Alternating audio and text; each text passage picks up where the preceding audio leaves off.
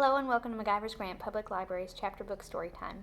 We're continuing our journey today with Percy Jackson and the Olympians, The Lightning Thief. This book was written by Rick Riordan.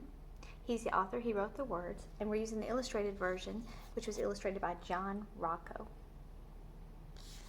This book was published by Disney Hyperion, and we are at the end of Chapter 15, which is titled A God Buys Us Cheeseburgers. And right now, Grover's trying to help Percy and Annabeth get out of the Tunnel of Love at a defunct water park. And they found themselves in a trap set for Ares, and he had asked them to get his shield. So let's see if they get out of the Tunnel of Love, okay? Unfasten your seatbelt, I yelled to Annabeth. Are you crazy? Unless you want to get smashed to death, I strapped Ares' shield to my arm. We're going to have to jump for it. My idea was simple and insane. As the boat struck, we would use its force like a springboard to jump the gate. I'd heard of people surviving car crashes that way, getting thrown 30 or 40 feet away from an accident. With luck, we would land in the pool. Annabeth seemed to understand. She gripped my hand as the gates got closer. On my mark, I said. No, on my mark. What? Simple physics, she yelled. Force times the trajectory angle. Fine, I shouted. On your mark. She hesitated, then yelled, now. Crack! Annabeth was right. If we jumped when I thought we should have, we would have crashed into the gates. She got us maximum lift. Unfortunately, that was a little more than we needed. Our boat smashed into the pile-up, and we were thrown into the air, straight over the gates, over the pool, and down towards solid asphalt. Something grabbed me from behind. Annabeth yelled, ouch! Grover. In midair, he had grabbed me by my shirt and Annabeth by the arm and was trying to pull us out of a crash landing, but Annabeth and I had all the momentum. You're too heavy, Grover said. We're going down. We spiraled toward the ground, Grover doing his best to slow the fall. We smashed into a photo board, Grover's head going straight through the hole where the tourists would put their faces, pretending to be Nunu the friendly whale. Annabeth and I tumbled to the ground, banged up but alive. Ares' shield was still on my arm. Once we caught our breath, Annabeth and I got Grover out of the photo board and thanked him for saving our lives. I looked back at the thrill ride of love. The water was subsiding. Our boat had been smashed to pieces against the gates. 100 yards away at the entrance pool, the Cupids were still filming. The statues had swiveled so that their cameras were trained straight on us, and the spotlights in our faces. Show's over, I yelled. Thank you. Good night. The Cupids turned back to their original positions. The lights shut off. The park went quiet and dark again, except for the gentle trickle of water into the Thrill Ride of Love's exit pool. I wondered if Olympus had gone to a commercial break, or if our ratings had been any good.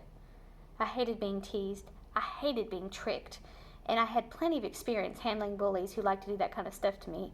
I hefted the shield on my arm and turned to my friends. We need to have a little talk with Ares. And here's a picture of Percy and Annabeth coming down out of the Tunnel of Love, and there is the gate. All right.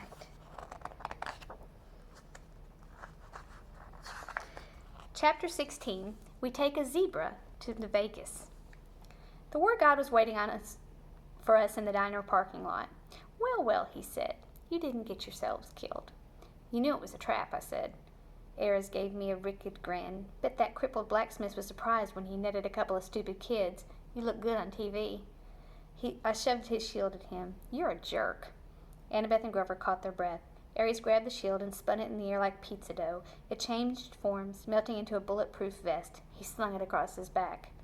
See that truck over there? He pointed to the 18-wheeler parked across the street from the diner. That's your ride, take you straight to L.A. with one stop in Vegas. The 18-wheeler had a sign on the back, which I could read only because it was reverse printed white on black, a good combination for dyslexia.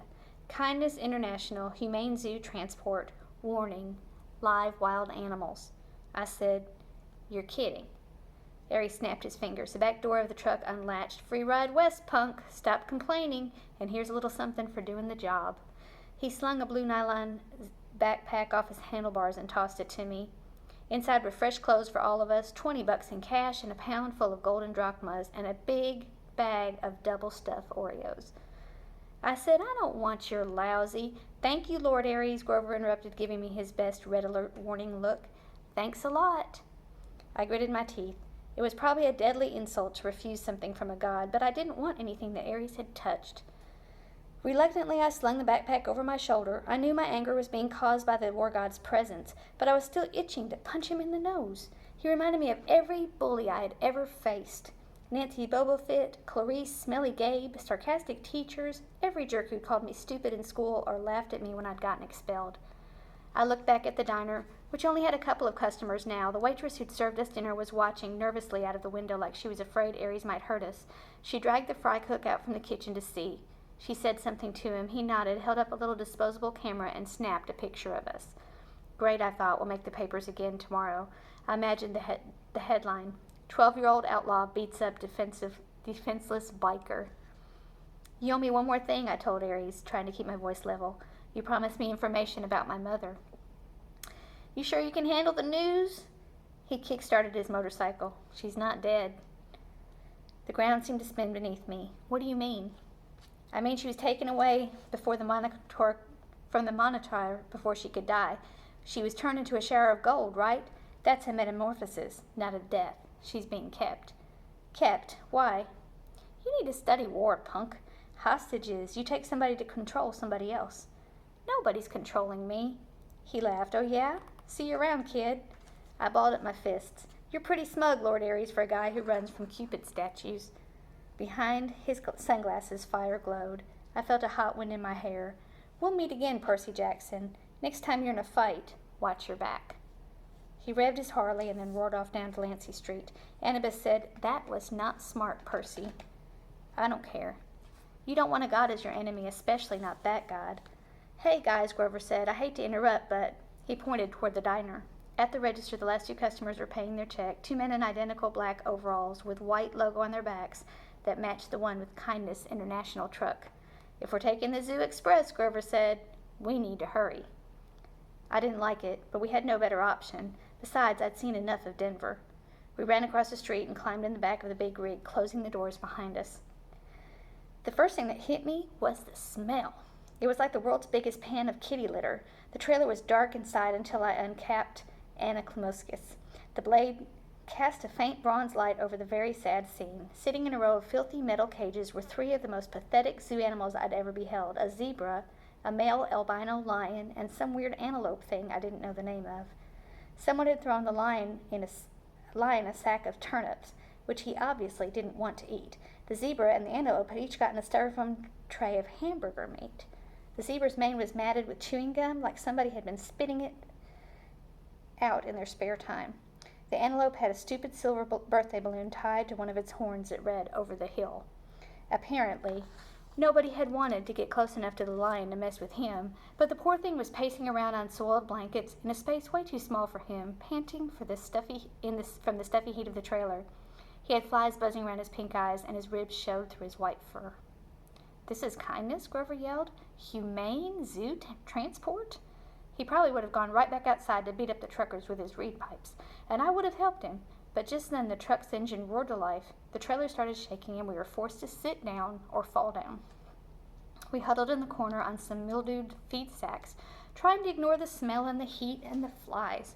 Grover talked to the animals in a series of gloat bleats, but they just stared at him sadly. Annabeth was in favor of breaking the cages and freeing them on the spot, but I pointed out it wouldn't do much good until the truck stopped moving. Besides, I had the feeling we might look a lot better to the lion than those turnips.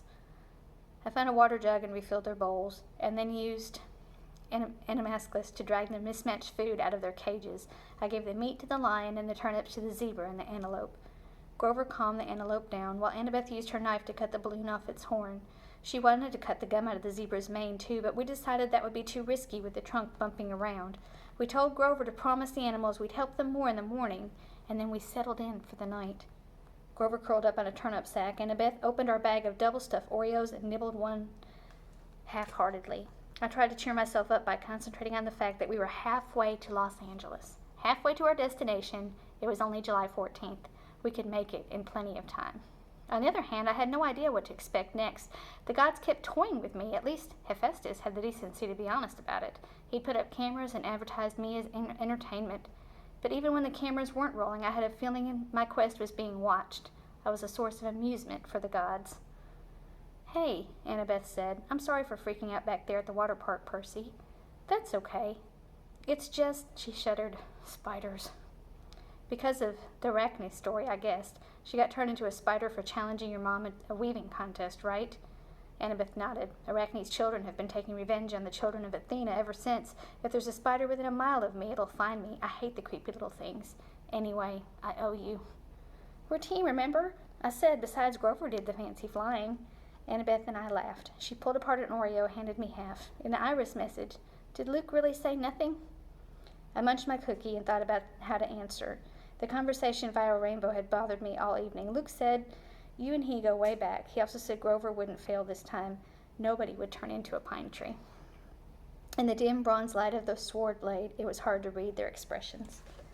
And there is a picture of them in the back of the truck. Grover let out a mournful bray. I shouldn't have told you the truth from the beginning. His voice trembled. I thought if you knew what a failure I was, you wouldn't want me along. You were the satyr who tried to rescue Thalia, the daughter of Zeus? He nodded glumly. And the other two half-bloods? Thalia befriended the ones who got safely back to camp. I looked at Annabeth. That was you and Luke, wasn't it? She put down her Oreo uneaten. Like you said, Percy, a 7-year-old half-blood wouldn't have made it very far alone. Athena guided me toward help. Thalia was 12, Luke was 14. They'd both run away from home like me. They were happy to take me with them. They were amazing monster fighters, even without training. We traveled north from Virginia without any real plans, fending off monsters for about 2 weeks before Grover found us. I was supposed to escort Thalia to camp, he said, sniffing. Only Thalia. I had strict orders from Sheeran, didn't do anything that would slow down the rescue. He knew Hades was after her, see, but I just couldn't leave Luke and Annabeth by themselves. I thought I could lead all 3 of them to safety. It was my fault the kindly ones caught up with us. I froze. I got scared on the way back to camp and took some wrong turns. If I'd just been a little quicker. Stop it, Annabeth said. Nobody blames you. Thalia didn't blame you either. She sacrificed herself to save us, he said miserably. Her death was my fault. The Council of Cloven Elders said so. Because you wouldn't leave the other 2 half-bloods behind, I said. That's not fair. Percy's right, Annabeth said. I wouldn't be here today if it weren't for you, Grover. Neither would Luke. We don't care about what the council says. Grover kept sniffling in the dark. It's just my luck. I'm just the lamest satyr ever. And I find those 2 most powerful half-bloods of the century, Thalia and Percy. You're not lame, Annabeth insisted. You've got more courage than any satyr I've ever met. Name one other who would dare go to the underworld. I bet Percy is really glad you're here right now. She kicked me in the shin. Yeah, I said, which I would have done even without the kick. It's not luck you found Thalia and me, Grover. You've got the biggest heart of any satyr ever. You're a natural searcher, and that's why you'll be the one who finds Pan. I heard a deep, satisfied sigh. I waited for Grover to say something, but his breathing only got heavier. When the sound turned to snoring, I realized he'd fallen asleep. How does he do that? I marveled. I don't know, Annabeth said, but that was a really nice thing you told him. I meant it. We rode for silence for a few miles, bumping around in the feed sacks. The zebra munched a turnip. The lion licked the last of the hamburger meat off his lips and looked at me hopefully. Annabeth rubbed her necklace like she was thinking deep, strategic thoughts. That pine tree bead, I said, is that from your first year? She looked. She hadn't realized that's what she was doing. Yeah, she said. Every August, the counselors pick the most important event of the summer, and they paint it on that year's beads. I've got Thalia's pine tree, a Greek trimming on fire, a centaur, and a prom dress. Now that was a weird summer. And the college ring is your father's? That's none of your... She stopped herself. Yeah, it is. You don't have to tell me. No, it's okay. She took a shaky breath. And before we hear Annabeth's story, we're going to stop, and we'll have to do that at our next time, okay? Have a very good day.